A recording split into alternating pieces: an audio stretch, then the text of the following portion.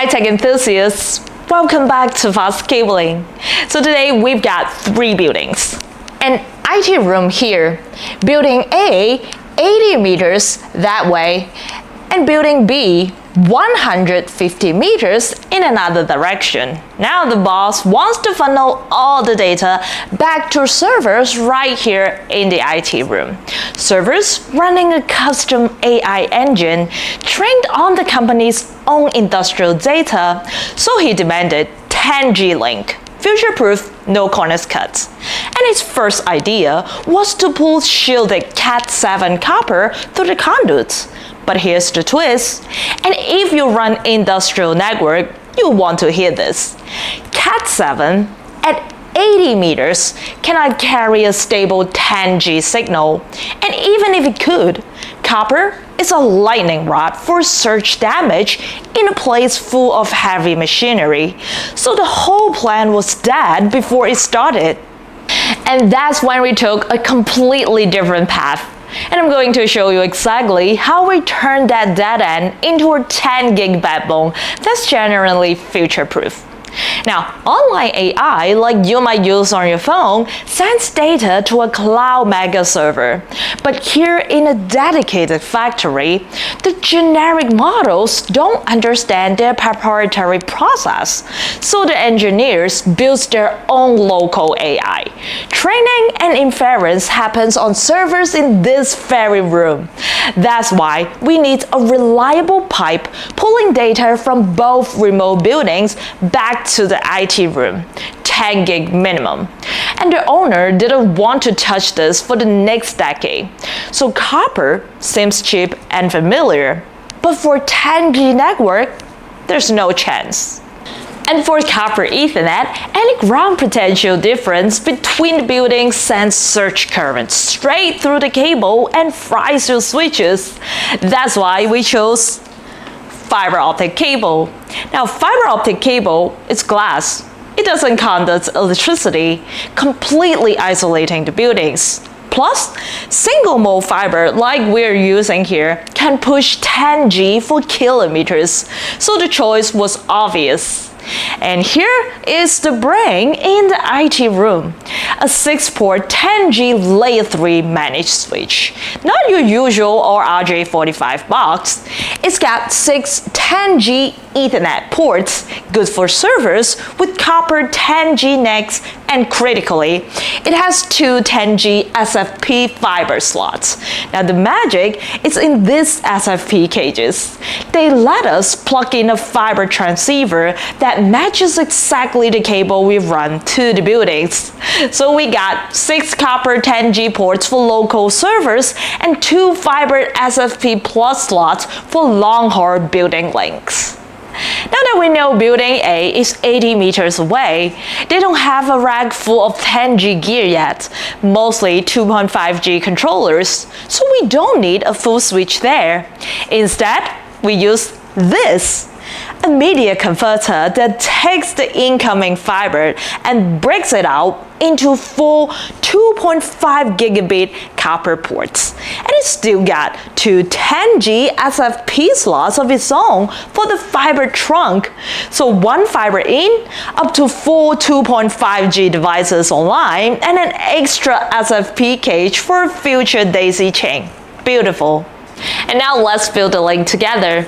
The physical path is from the IT room pulling the fiber optic cable with outdoor conduits to building A. Now for building B, we'll run a separate fiber pair directly from the IT room, so same method, just longer.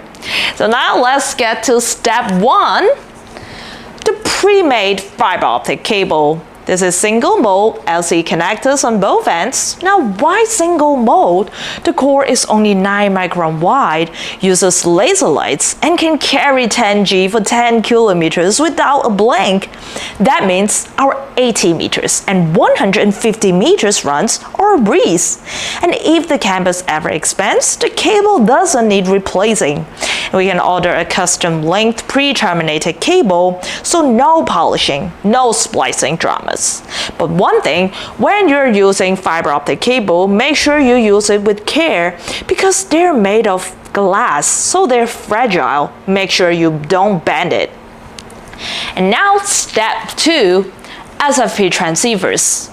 Both ends needs a 10 gigabit SFP plus module that matches single mode fiber. And ours is 10G based LC connector.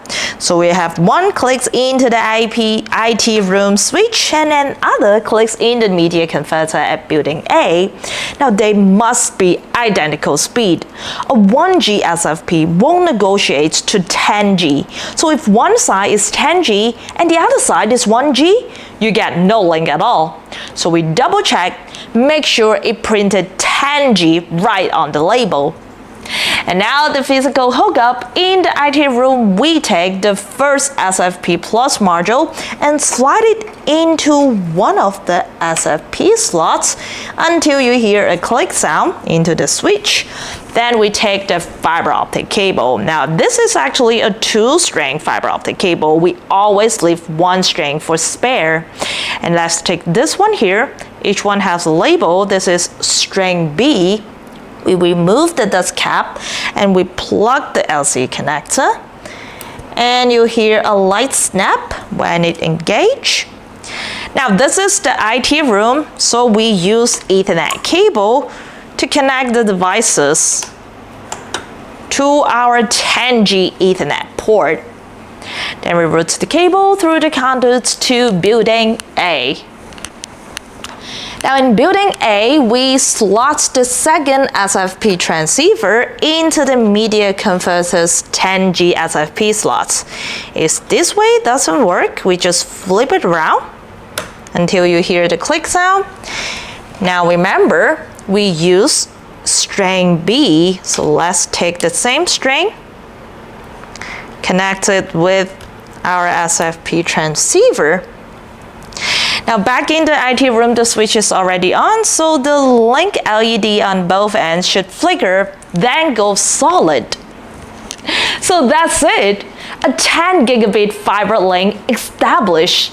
The media converters give us 4 2.5 gigabit RJ45 ports, so you just plug in standard Ethernet cables to the cameras, Wi-Fi access point, whatever you've got. Now all that traffic is aggregated and sent over fiber optic cable back to the IT room at full 10G. No bottleneck. So for right now, 2.5G is enough for building A, but if they eventually put a 10 gigabit machine there, we don't change the fiber. We just simply add one of this. This is a 10G media converter. It has a 10G Ethernet port, or we can use another 10G switch. Yes, the exact same model we have in the IT room. Remember, that switch gives you 6 10G copper ports for local gears and SFP cages if you need to keep going. So the fiber backbone stays untouched, so the network grows without ripping out cables. That's true future proofing. So if you're facing a multi-building industrial site and someone says, just use copper, remember the distance and the surge trap. The tiny string of fiber optic cable carries the future, and it will outlast anything we have done with copper. Now thank you very much for watching. If this setup clicked for you, please don't forget to hit like and drop a comment if you'd like us to solve another real-world tech problem. And I'll see you in our next video.